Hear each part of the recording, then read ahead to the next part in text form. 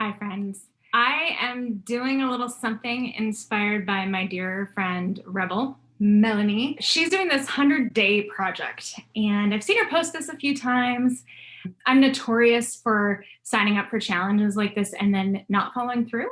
But she reminded me today that it's important to be kind to ourselves and how we sign up for challenges, how we develop practices and habits that become part of who we are, part of how we express ourselves, part of how we use our brains and our bodies in ways that challenge us, in ways that really spark creativity. I've been delving into a lot of podcasts and books and blog posts and just a lot of media lately that talks about kind of fundamental, like, why are we here? What is the purpose of life? I think this last year or so of pandemic life, really intense political environment, have given us pause to really stop, take a look at who we are, where we live, what we do for income, how we spend our time, how we spend our energy, things we consume, things we choose not to consume. There's really been a tie, I think, to a message of being aware, of being conscious of how we are spending our time here while we're on this planet, right? So I like to think of myself as a writer who doesn't always write. I like to think of myself as a musician who doesn't always make music. I like to think of myself as a friend who doesn't always get a chance to see and hang out with my friends. I think many of us are these things, right? We have at some point in our life we've applied a label to ourselves, some sort of passion. It may be something like a class we took. It may be lessons we took when we were young. It may be literally just a gift that we have, and we don't always have the opportunity or the habit, the practice of that thing. So what Melanie is doing is she is playing the flute, which I believe she said for the first time in 26 years. She is playing the flute. So she played it once upon a time and hadn't picked it up, and now she is relearning how to play it. And I do think with music in particular, there's a really cool mind-body connection. It is a creative practice that in many ways has an instant feedback loop, right? Like, we produce music and get the opportunity to hear it, to experience kind of the flow of it as we are in it. There are some other art forms that are a little bit less of that constant feedback loop, but we sing, we hear our own voice, we play an instrument, we hear that instrument, and there's kind of just a flow to it. So I thought I would start with just talking a little bit about my history with the harp. So when I was probably elementary school, maybe junior high, I don't remember exactly what age. I could figure it out, but I'm not going to right now. I went to a harp concert with my mom, and I remember it was in a church, and this harpist was it's a beautiful instrument. And I'd seen a harp before, but we had an opportunity to speak with the harpist after the concert. And she taught lessons, and I rented a harp and I started to learn to play. Her particular method was very, I would call it rigid. So I took lessons from her for a while. She was definitely expecting it to be like an all or nothing kind of thing. I didn't love her teaching style. So eventually I found my way to the Enchanted Harp in Puyallup, and I took lessons for years from Roxy. So the shift from my first teacher to my second teacher was from this positioning to this positioning. Now, for anyone who's spending time working from home or doing creative projects on computers, you know that this is a pretty rigid and hard ergonomic position for your hand and wrist, that alignment, where a straight wrist is maybe a little bit more sustainable over time. I also found it much more comfortable. The whole idea and the way that I learned how to play is you're raising your arms, all those other things you learn in classes like yoga classes. You want to keep your shoulders down. When you raise your hand, you don't want to, do that kind of thing. good posture all around is really important. Keep that wrist straight. And then the way we played was you just kind of almost relax your hand onto the strings, and then you just close your hand to play the actual string, to pluck the string. Instead of a really harsh movement like this, it was a more relaxed but still very precise movement, more like that. One of the things that always has made me a little reluctant to play more frequently is that it is an instrument where you need to tune every string individually. And so for years, that was just, I didn't want to tune it, so I didn't want to play it. Tuning 4 or 5 strings is one thing, like or 6 string, other stringed instruments, but I thought tuning every string was really annoying. Also, strings break. So I had 2 harps growing up, but the second one actually I bought in college because I didn't want to take my bigger harp, which is still small in the world of harps, but it was about the smallest pedal harp that you could get. So the pedals on a pedal harp are basically they're connected to each note on the scale. There's like an A, a B, a C, D, E, F, G, if you know your notes. And there are 3 positions for each pedal. So you have, your neutral and your flats and your sharps. So if you're tightening the string by pushing it down, it goes up a half a step. And if you're loosening it by letting the pedal up. So it basically has like these 3 slots that each pedal can be, which allows for a lot more flexibility when you're playing music. You can play just about anything because you have that flexibility while you're playing to have those accidentals. A simpler piece may just be in a specific key and you set your pedals and you play, but a piece that has a lot of extra sharps and flats. There's even some pieces where you may have to tune the harp a certain note, up or down a little bit so that you can get the exact arrangement that's written. A folk harp or lever harp, basically each string then just has 2 positions. So instead of the flexibility of all 3 that a pedal harp has, the lever harp is just a more tightened half note up or half note down. Typically, you'll see 2 colored strings on the harp, and those are C's and F's. So they're just different colors so that you know what you're playing. So I was very fortunate to live in Seattle when I was shopping for a harp and went to Dusty Strings in Fremont, which is an awesome store. Found this little one, which I'll show a little bit more of eventually here. I love that I was able to support a small local business. It's just a fun store to go into. I mean, I have no idea. I don't know how open they are or not open they are during the pandemic. I'm sure they'll still sell you a harp or a kalimba or some of the other instruments that they have on site. I'll show you this harp a little bit. This is her. So what I like about this harp is it's very lightweight, something that I can pick up and carry easily. I have a carrying case for it. It has a strap, and I can easily move the harp. I can literally pick it up, put it around my shoulder, and take places. So I have a few tools. I've got this to help put on the legs for the harp, make it a little taller. My tuning key, and then this fancy little pack that is the legs itself. So I'm going to go ahead and put the legs on and then show you a little more. I don't have the best angles here, but this is what the bottom of the harp looks like. This is what these legs look like. So pretty apparent that I'm putting the big holes in the big holes and the little holes in the little holes. So I definitely need to figure out a better video recording setup, but it isn't so bad. But I'm finding it hard to get the right angles. So I will show you real quick. Legs are on, yay! And right now I just have it in kind of how like a storage position would be, which is all of these are down.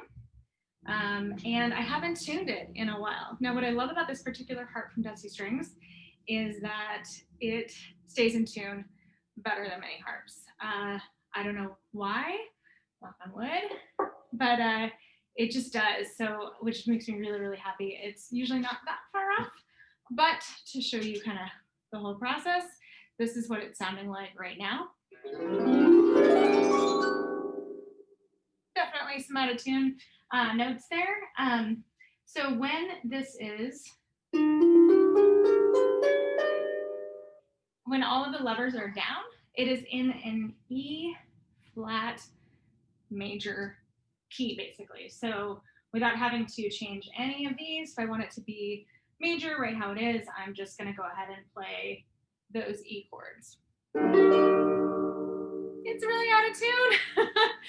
I used to tune with tuning forks and by ear, which is a beautiful way to tune, is a really good way to tune, but it's really tedious and I don't have the best ear. So while I think it's a good practice to be able to try to do that, you basically, you find your like A or your E and then you tune every note to that bass. I have an app that I like to use. It is called iStrobosoft. There's a lot of tuning apps out there. This is what my partner uses. I'm sure he found out about it from someone else, and I'm sure there are other ones out there. So let me know if you know of some good tuning apps. I just think it's also kind of cool to watch it. Like these are the notes in my voice. I've been really geeking out on sound lately.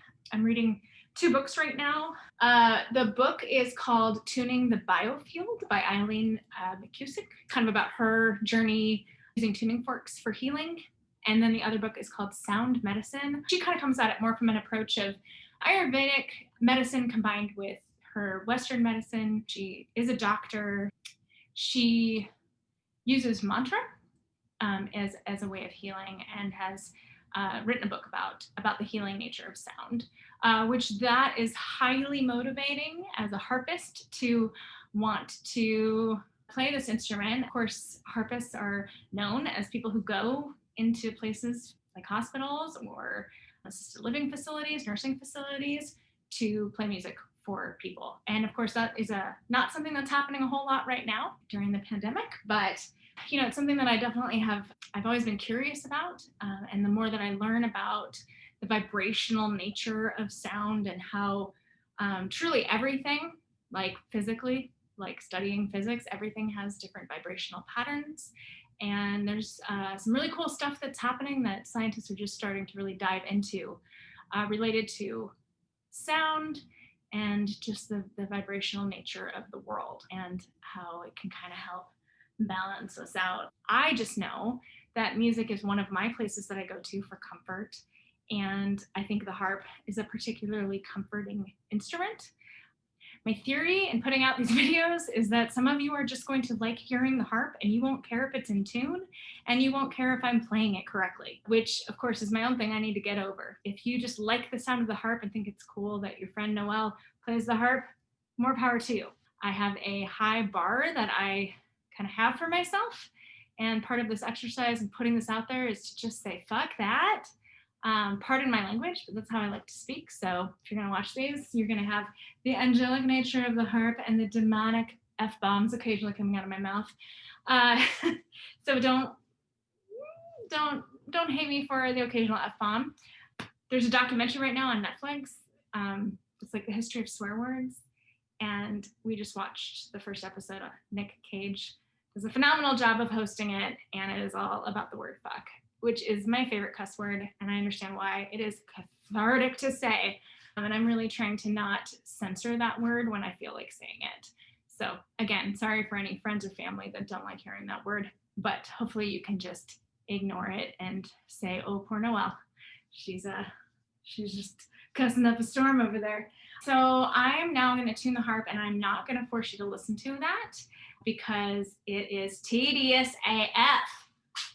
In AF, you don't really need to say the fuck in that part because the AF just has enough emphasis in and of itself. I guess I'll give you a little bit of this because it is kind of interesting, right? So as I'm doing it and talking to myself and cussing up the storm as I hit the right and wrong notes. I know it's probably hard to see on here, right? C. But if I hit the C, you see, and I know it's blurry, but you see a C. The C is negative 40 cents. What does that mean? Cent, right? Like 1/100th of a note.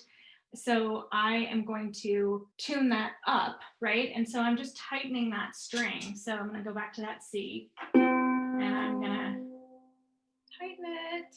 So I'm just putting this on these little knobs over here, and I'm turning it clockwise, righty tighty. And now it's a little bit sharp. That's pretty close. What I can start to do, I do have some ability to tune by ear, is I can start to play like the C with the C above it. And I want to get those more in harmony with each other, right? harmony is not the right word, is it? For an eighth, for a full octave? Anyway, those are 1 octave apart, and I want them to sound like the same note, 1 octave apart, which they don't right now.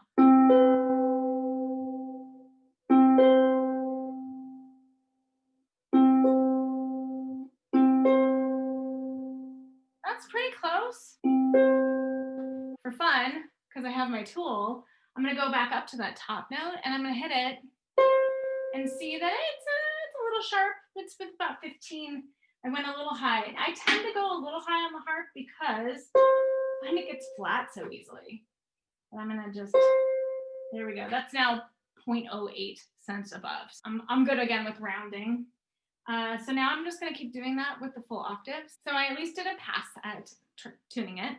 And hopefully you can tell the difference from my earlier chord. One thing to remember if you are ever using a tuning app is it may not always be super intuitive. So like in my mind, I'm in E flat major, which is also D sharp major. So the tuning app was telling me a D sharp when I was playing my E string, which I think of as E flat because I'm only going to be able to have an E or an E flat. So I'll just kind of give you a sense of how that works. So third lever up here, this is my E, and this is also the same. So there's that half step difference. So this is an E, and this is what I think of as an E flat. Of course, it's also a D sharp. So that's just, the way you're gonna think about it. If you are new to music theory, whatever that means, I don't know why you've gotten this far, if you care about this stuff, but one way that I like to describe the harp is all, when it's in the key of C, it's all the white keys on the piano, and the levers are what make the black keys. So if piano is your point of reference, which I think a lot of people have at least tried playing piano if they didn't take lessons as a kid, many of us did, you've at least touched a piano. This is basically, once I make it no longer in E flat, so what I'm going to do is go and make my E's no longer flat, my A's no longer flat, and my B's no longer flat. So now those are getting me into the good old key of C. And the key of C is what all the white keys of the piano are, right? That's always going to be my point of reference because it's the first instrument I learned how to play, and that's where all of my music theory is all in my brain. It's all piano based. I think it's a good instrument because it's very visual for me. I don't know how you think of music on another instrument, but it's just like language. When I learn like a Romance language and there are similarities to English, I'm always going to think of like, oh, that's like the English word this. Or I took a lot of French when I was a kid, so when I'm learning words in Spanish or Italian, I often filter through the French word that I already know. I think that the way that we filter music through an instrument and how our brain works is often similar to language. Now, what I'm really curious about is people who truly just play by ear and have always played by ear. How do you just play by ear? I mean, I know how to play by, like I can hear it, but I don't know how, I don't understand how that works if you don't have a framework. So for me, any ear playing that I may do is based off of my understanding of basic music theory. But more power to people who don't need that base, because I think that that's where some really magical creative things can happen. So now I'm in the key of C. Doesn't that sound a lot brighter? Because it's more in tune. So here's a nice C chord. Beautiful, right?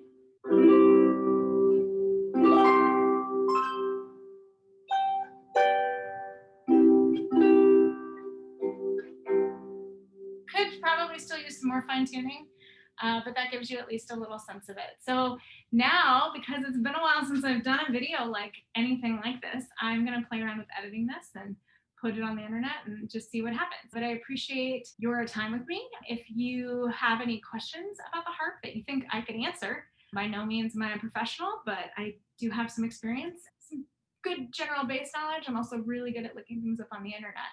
Have you ever played a harp? Do you have any questions about the harp? What instruments do you play? I would love to connect with other people who are using some of this time right now during the pandemic, who maybe spent last year or who are starting fresh in 2021, relearning old things. What are you relearning? Or what new things are you learning?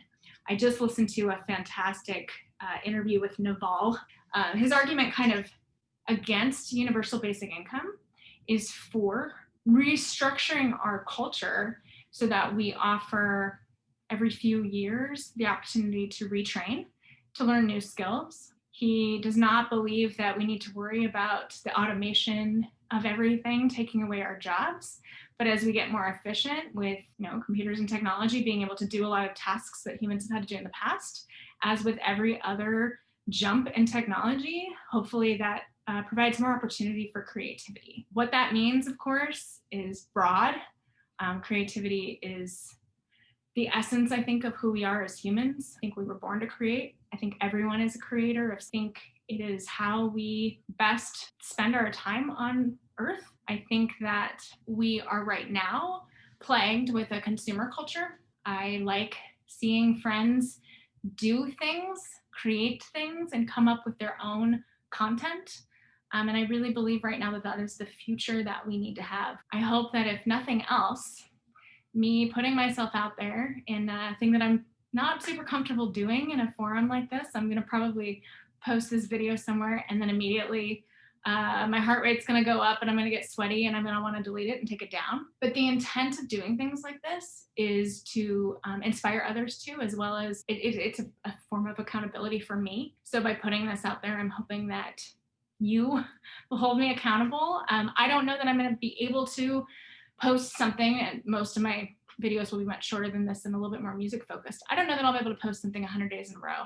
I don't think that that's where I'm at right now, but I would like to post 100 videos of me playing the harp. And hopefully by the 100th video, I feel like when I say I'm a harpist, I don't have an imposter syndrome bubbling up underneath. So that's where I'm at with this. I love you, friends. Thank you for listening. Thank you for being a part of this journey, whatever it is, whatever it turns into.